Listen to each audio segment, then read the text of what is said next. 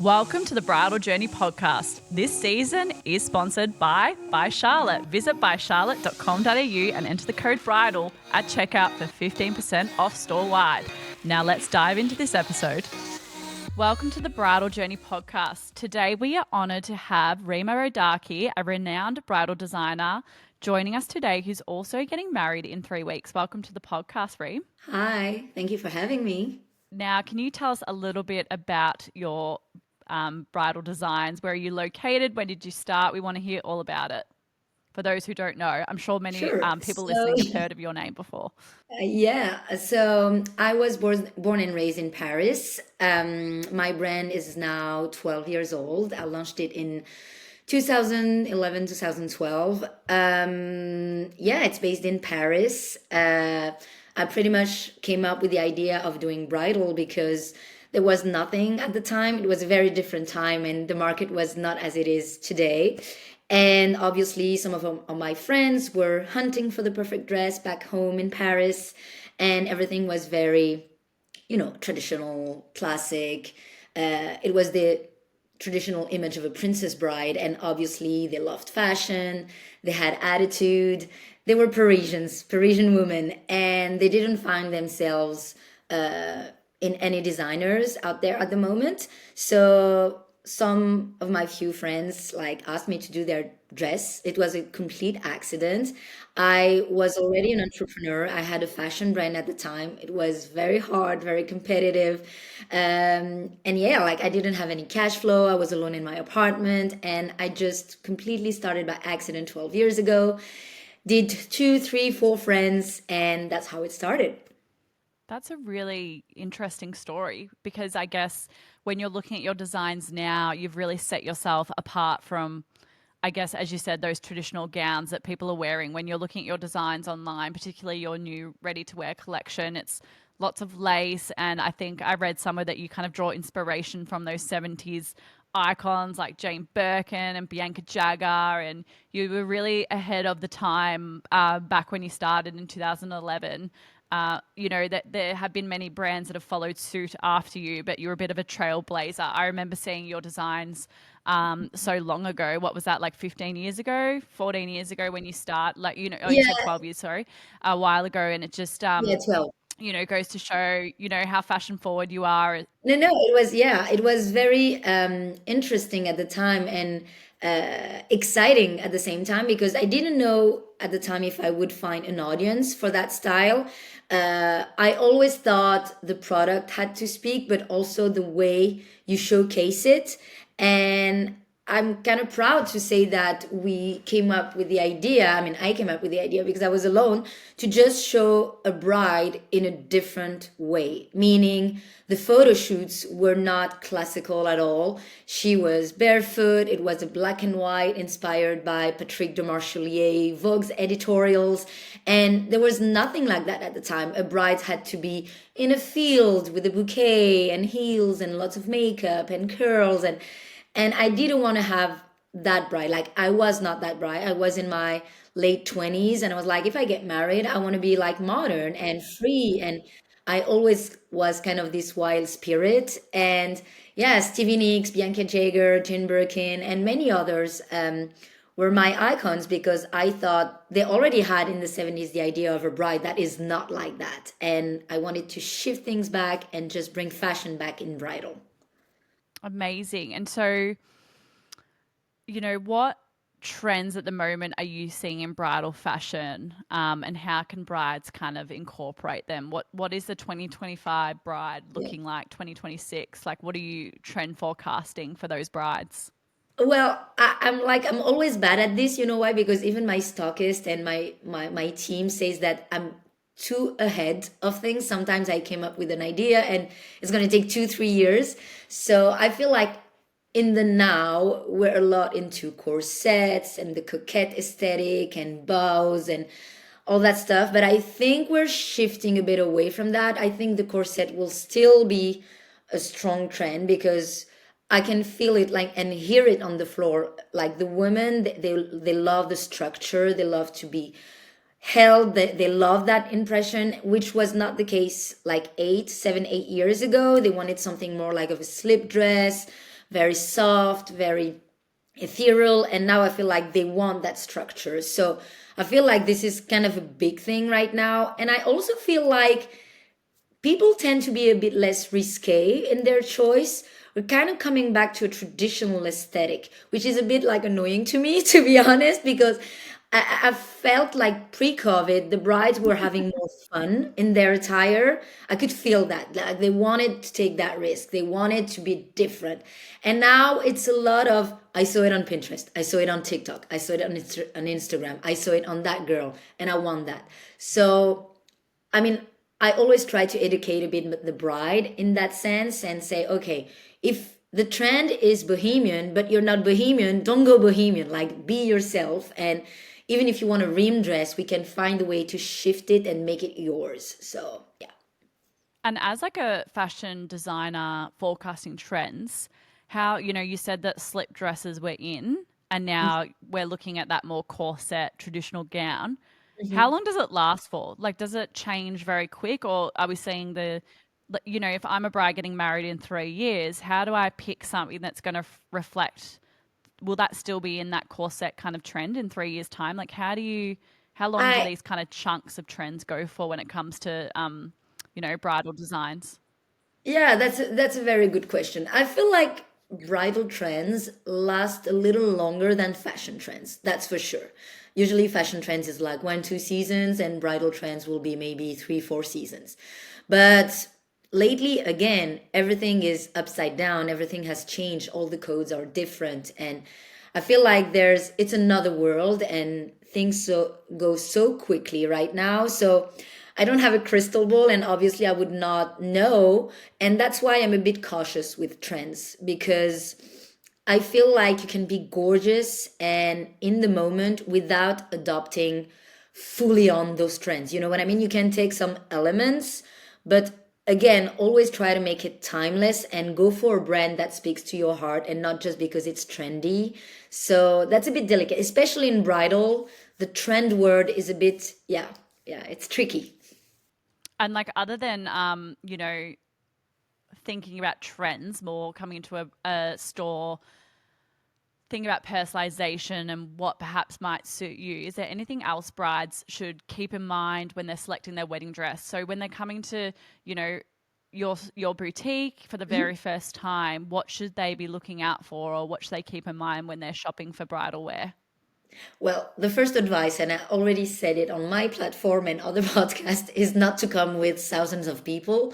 This is the first advice I would give because it's very confusing. And obviously, the people that are with you along the journey don't necessarily think about you first. They project themselves, they have an idea for you. And it can be a bit confusing and also like brings anxiety to the whole process. So, my first advice would be to really like select the people you want to bring in, and I always feel like 2 people is the top. So I feel like above that number it's going to become complicated and confusing. So then if you really love, like you need, like even before coming to me, like you need to also be to curate the destination you're going to go to. Like if you want to try, I don't know, like all over the places, like you're going to get confused even more. And I feel like I feel like there is also this trend right now of having the fear of missing out something if they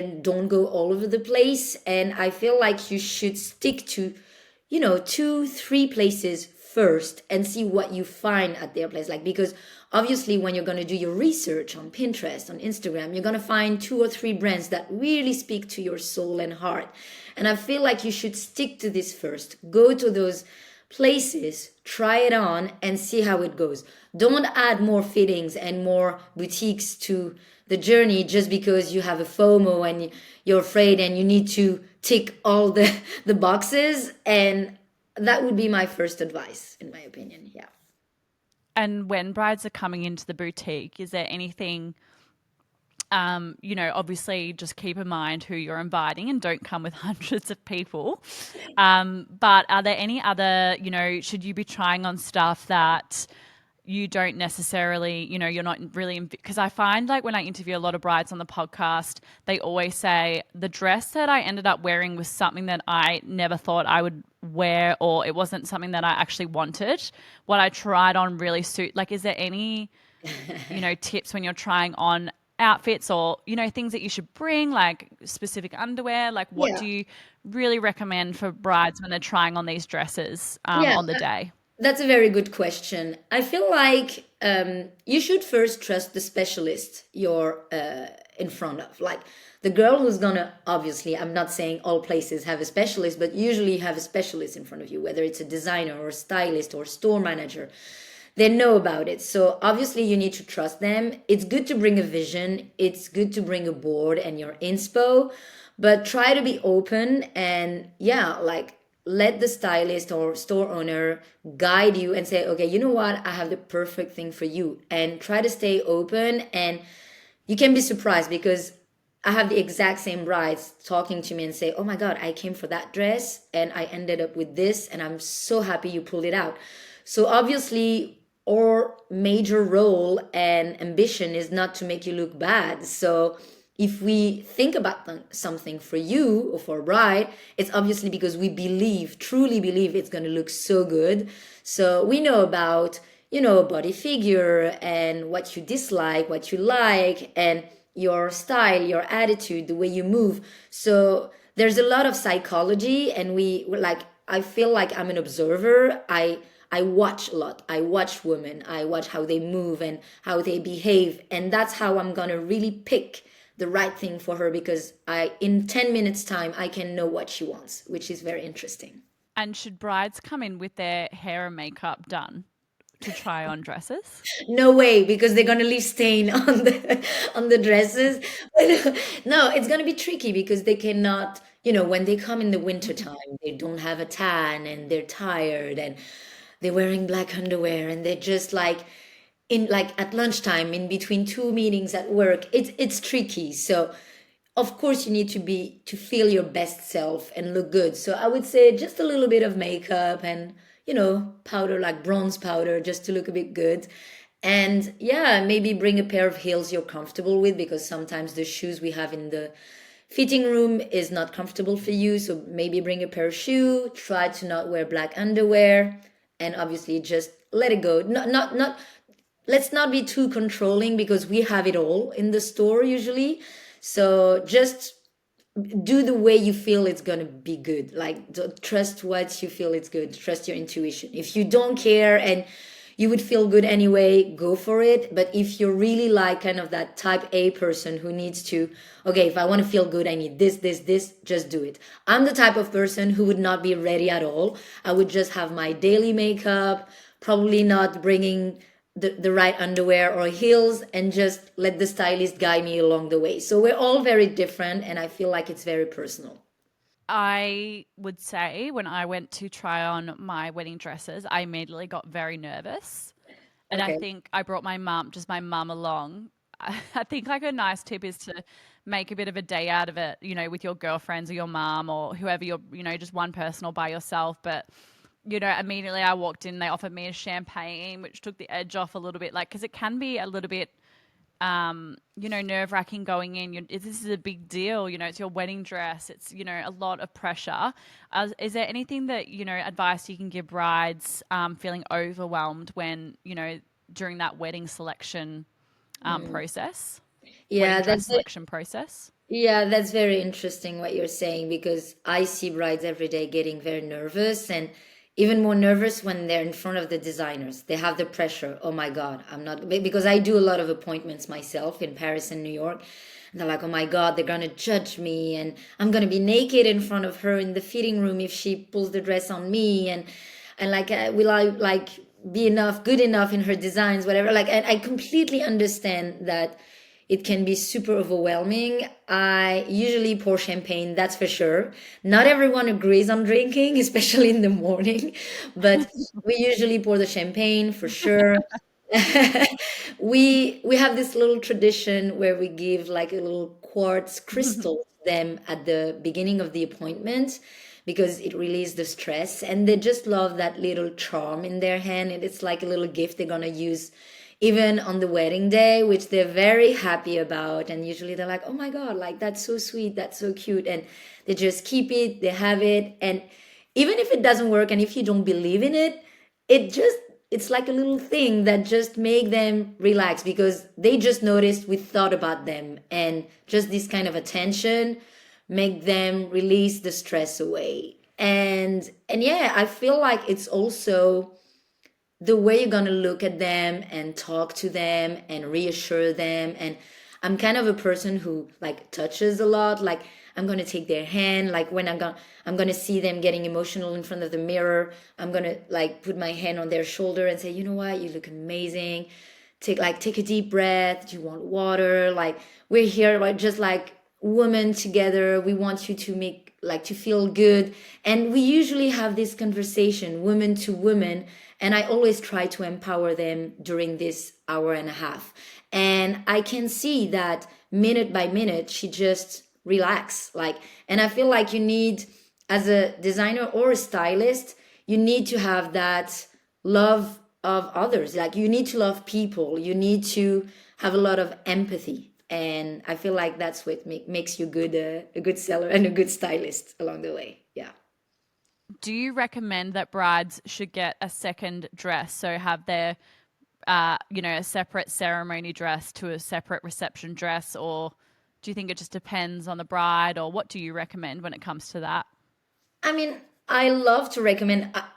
I launched second looks and reception looks back in 2014. Again, when nobody was doing it or even thinking about it, like the little white dress or the jumpsuits or the suit, even was not something even like somebody were considering, except for maybe city hall or civil ceremony. But otherwise, nobody was thinking of changing. Where I always thought about creating a whole wardrobe and attire and play with fashion, because I obviously think the more you play with fashion that day, the more interesting and fun it is. So I will always recommend you to change into a reception dress, because especially if you aim for a very dramatic dress or not necessarily super comfortable dress, I feel like it's always good to just change and enjoy the party. So it really depends on the first dress that you have, the venue, the type of bride you are, the budget, obviously, and yeah. But I will always recommend to play with fashion, because I think that's the perfect occasion to do it. And I think that really speaks to your designs and reflects, your bridal wear. I remember, I think it was like a couple of years ago, I posted on the Bridal Journey, and it was like one of our most engaged photos, one of your designs. I don't know what the bride's name was now. I'm just cut. You'll remember, but Rian, she wore like a it's Rian. pantsuit. Yes, you know who I'm talking about. And that went like super viral. Everyone was absolutely, you saw it everywhere. So Yeah. many brides wore that one particular piece. So I guess like it rings true to your designs, and brides just having fun, and not going down perhaps that traditional route of like that gown, but just and to personalizing it to who you are, whether it's like a pantsuit if that's what you feel most comfortable in, but you really had like this fun, beautiful, unique outfit that obviously these brides hadn't seen before and really engaged with. So just that moment of like, wow, that's like so different, we haven't seen that before. And I guess that is what your designs are. Thank you. Yeah, I mean, I remember like this is one of our top seller, to be honest, the dress that Rian Major wore. And she obviously nailed it. And when she purchased it, I thought it was the main dress, but then I discovered at the end that she had an Elisab main dress, and then she picked for like or queen dress for reception. But she also told me that at the end, the reception dress was even more seen and requested than the main dress, which we were very happy and proud of. And obviously, she looked stunning, and she was a huge inspiration for many brides after that. Yeah. And now you are getting married in 3 weeks, which Yes. is super exciting. So, congratulations. We can't wait to see your wedding. Can you give us any little hints about perhaps what you're wearing? Like, was it very hard as a designer to come up with your own, dealing with gown, all the time and seeing people in your designs all the time? Was it really hard to create something that was unique to you? And did you feel a lot of pressure? Can you let us in on perhaps, this podcast is probably going to be live by the time your wedding's past, but, can you tell us anything about your wedding and what you're wearing? Yes, I'm not gonna reveal everything, obviously. I already got married at a civil ceremony in Paris, which I haven't shown yet because I'm waiting for publication. But and they want the other wedding to have happened so they can post about the whole thing. But anyway, yeah, it was not a pressure because I was supposed to get married back in 2020 and we postponed things with COVID. And it's a big time, like 4 years is a long time. But so what I wanted back at the time, which means in 2020, is still what I wanted this year, which is kind of interesting because I would have thought that I would have completely changed my mind and kind of evolve. And obviously, this was my first goal, first inspiration, and I never shifted since. I kind of tried other things at my store only. I didn't go elsewhere.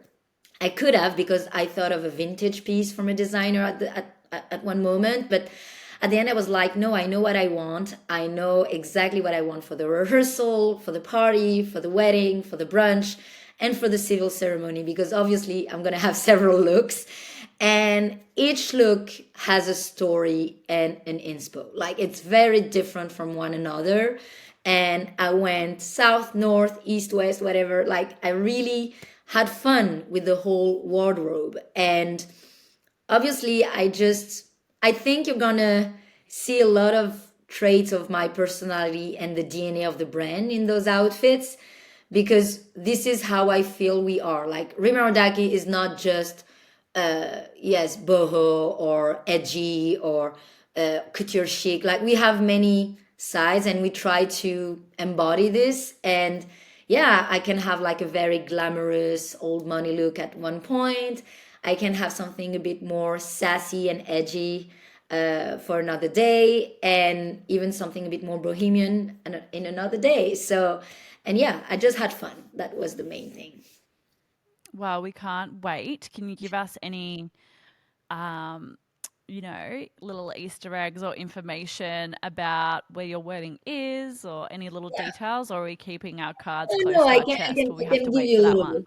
I can give you a little bit. So it's a small wedding because it's obviously a destination wedding. It's quite far away. Maybe not far away from you, but far away from Europe. It's a destination wedding. It's going to be only 50 guests, very close friends and family. Lots of people from the industry as well because we work too much. So most of our friends are from the wedding industry. And yeah, I mean, it's going to be quite effortless, very elegant, very minimal, very pure. Yeah, that's all I can say. Like a lot of flowers, candles, and by the sea. That's all I can say. Well, we can't wait. Have you got any advice for brides listening about planning the wedding or anything that you've taken away planning your own wedding? I said it one time, like I feel like I thought I would explode the budget, but I feel like you should save arguments with your fiance about the budget very early on because you know you're gonna be a bit above it. It's always like that. So that would be my first advice. And then obviously I feel like you need to find the right vendors that you can trust. And I feel like I would say photographer and a planner are obviously the two creative directors of the wedding, and I feel like these two vendors are very important. And obviously, I would say as a third party, the floral designer. So these three people are obviously very important, and I feel like you need to choose them carefully, religiously. And I always told myself that I would not pick a vendor if I could not be friends with him in real life. Like I need to have that instant connection. And you obviously when you do a call or when you prompt them and try to get to know them before booking them, I always try to have, that, not relationship, but a good feel about it and a good connection with them. And if I have it, and if I can say, okay, I could have lunch with that person or dinner with that person, obviously that's going to be a good point. And I try to, yeah, see them as creative directors of the wedding and trust them. So that would be my main advice. Great. And thanks so much, Reem. I think like our brides listening are going to be walking away with so much advice when it comes to planning their wedding and finding the most perfect wedding dress. Is there any top tip or number one piece of advice? You know, you're dressing all these brides all the time, and you know, is there anything that really stands out as a piece of advice that you give to most of your brides when they're coming in to your boutiques that you can leave our audience with? Oh, I feel one is not enough. One is not enough. I would say, try to not feel about like think about what others are gonna think. Like that's a major thing where like this society is really into the image we're projecting to others. And I feel like it's a story between you and yourself. And I feel like you should just take time to think about that one moment, because in the process you're like, it's blurry and it's overwhelming and it's busy and you have a lot of noise.